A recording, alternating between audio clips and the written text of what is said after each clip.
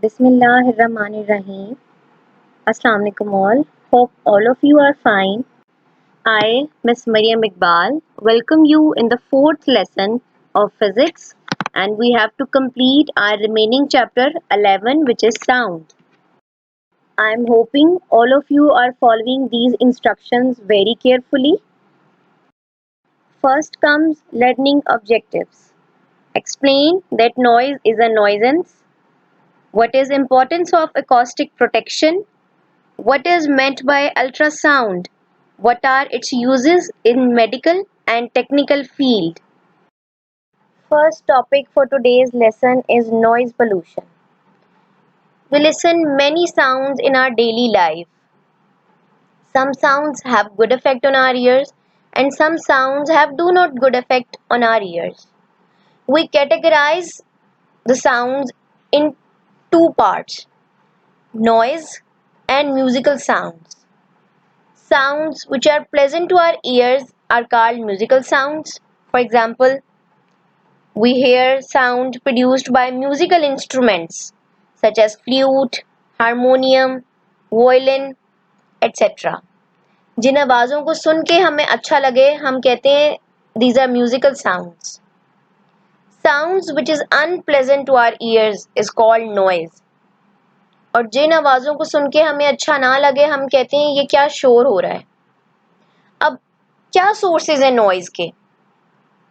What are the major sources of noise? Transportation, heavy machinery, clear? अच्छा, what do you think कि noise has bad effect on our health or good effect on our health? Obviously bad effect. So what are the negative effects of noise on human health? हमें ऊंचा सुनाई देने लगता है, हम depression का शिकार हो जाते हैं, हमें गुस्सा बहुत आता है, ठीक है, हम स्ट्रेस लेते हैं, हार्ट डिजीजेस हो जाती हैं, ठीक है. So these are all negative effects of noise on our human health. अच्छा जी, next, a safe level of noise depends on two factors. अब नॉइज की कैटेगरी को भी हम दो फैक्टर्स पे डिफाइन करते हैं. First one, level of noise. We have read earlier that we have sounds of different intensities. तो एक इंटेंसिटी हम सेट करते हैं कि अगर इस इंटेंसिटी से ज़्यादा साउंड प्रोड्यूस हो रही है so they are noise. Clear? And we say approximately 85 to 90 decibel. These till 90 dB the sounds are not noises, rather than they are noises. Second, period of exposure.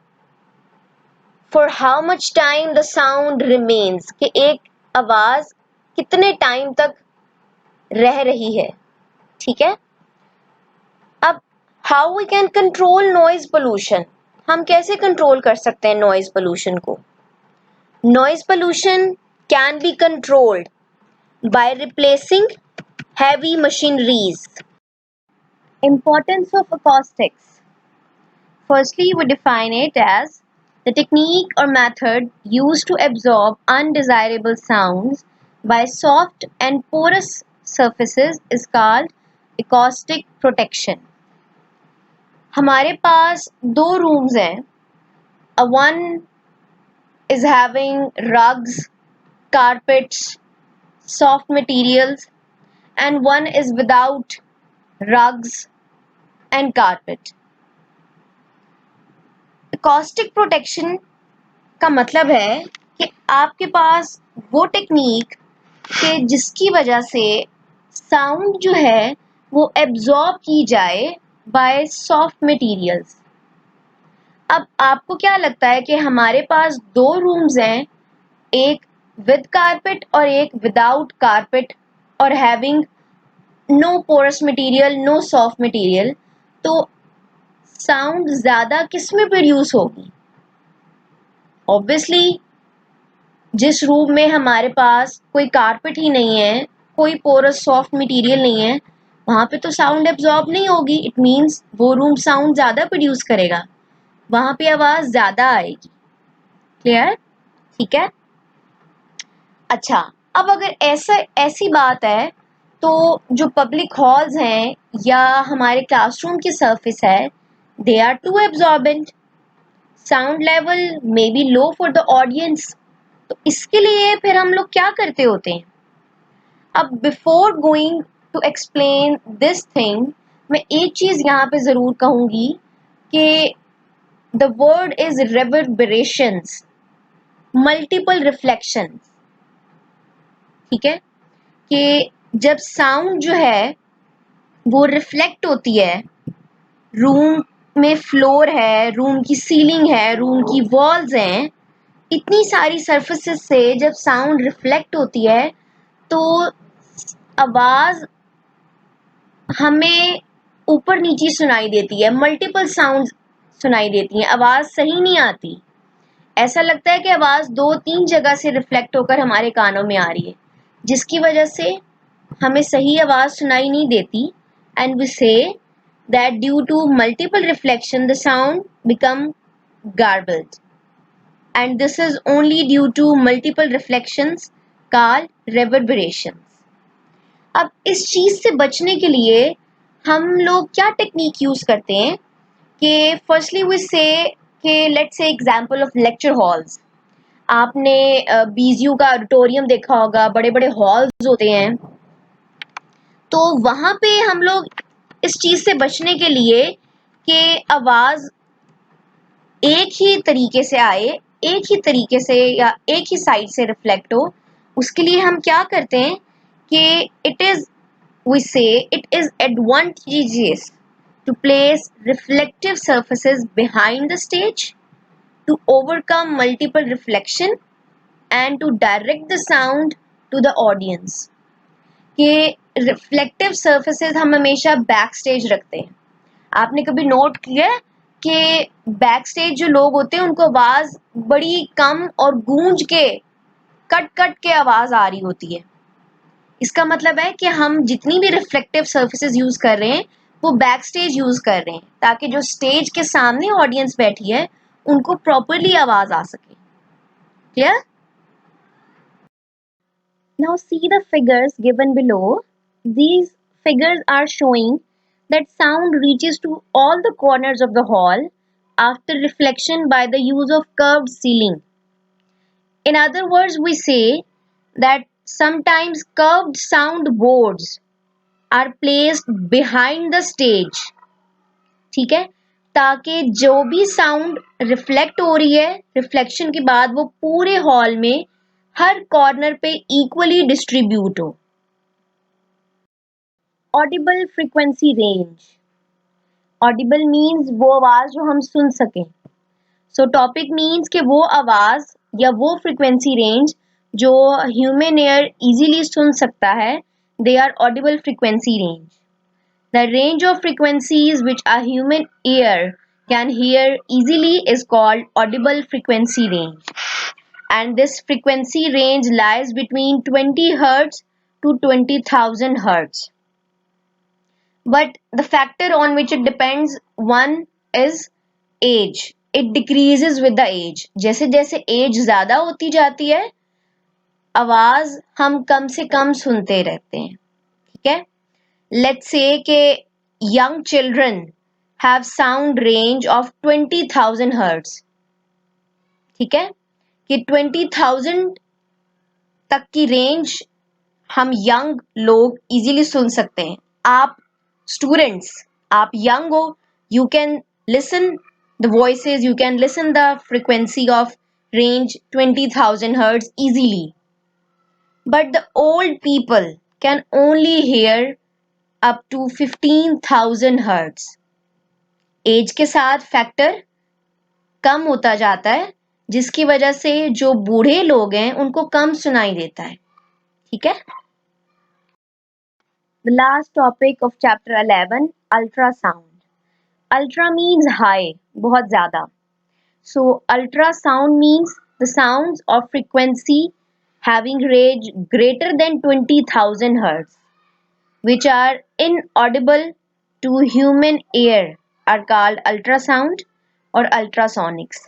कि वो आवाज़ें जो हम आम इंसान इजीली ना सुन पाए उनको कहते हैं ultrasound.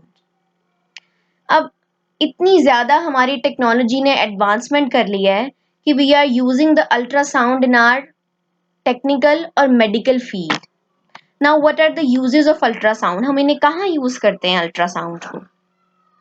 Wavelength of ultrasonic waves is used to detect very small objects. कोई भी छोटे छोटे से ऑब्जेक्ट्स हैं उनको डिटेक्ट करने के लिए हम लोग अल्ट्रासाउंड यूज करते हैं. ठीक है. It is also used in medical and technical field, as I have said earlier, that it is used to remove blood clots. It is also used to diagnose and treat different ailments. अब हम इनको diagnosis के लिए या treat करने के लिए किस तरीके से अल्ट्रासाउंड को यूज करते हैं कि for diagnosis ultrasonic waves are made to enter the human body through transmitters. अब जब ये वेव्स हमारी बॉडी में एंटर होती हैं तो डिफरेंट ऑर्गन्स हैं हमारी बॉडी में. ठीक है. टिश्यूज हैं या कोई अगर खराबी है, लेट सपोज ट्यूमर, तो उससे टकरा कर ये वेव्स वापस आती हैं. जब ये वेव्स वापस आती हैं they are shown on a screen and we produce an image. That image helps us in detecting the defects in these organs. Next use is sonar, sound navigation and ranging. That हम इन ultrasound waves को under water, ये जो navy के लोग होते हैं या जो लोग नीचे पानी में रहकर डिफरेंट ऑब्जेक्ट्स को लोकेट करते हैं कि कोई जहाज तबाह हुआ तो वो नीचे कहाँ तक है, कोई चीज है, कोई सुरंग है, उस सब का पता चलाने के लिए वो use this technique sonar, in which ultrasound waves are used to locate the depth, under water depth and objects. And this technique is also used to see the shape and size of the object. For example हमारे जो aeroplanes हैं या हमारे बहरी जहाज होते हैं उनमें अगर कोई डिफेक्ट है तो हम आम इंसानी आंख से नहीं देख सकते, हमें नहीं पता चलेगा. तो उसके लिए हम क्या करते हैं, वो use to send ultrasound waves in the machinery and where there is defect they reflect back from the point. और हमें पता चलता है उसकी स्पीड और फ्रिक्वेंसी नोट करने से कि कहाँ पे क्या एरर आ रहा है. And the last, germs and bacteria in liquids can also be destroyed by using high intensity ultrasonic waves. That's all for today. So dear students, chapter 11 ends here. Hope you have understood all the points and listened to my words very carefully. Please keep one thing in your mind, that these slides are just for your understanding. You have to learn the chapter from your textbook. Okay, and home task is given to you. I hope that you will complete your given task very vigilantly. That's all my students. Chapter ends here. It's time for feedback and I would appreciate if you will ask any question in case of any query regarding any topic in this chapter.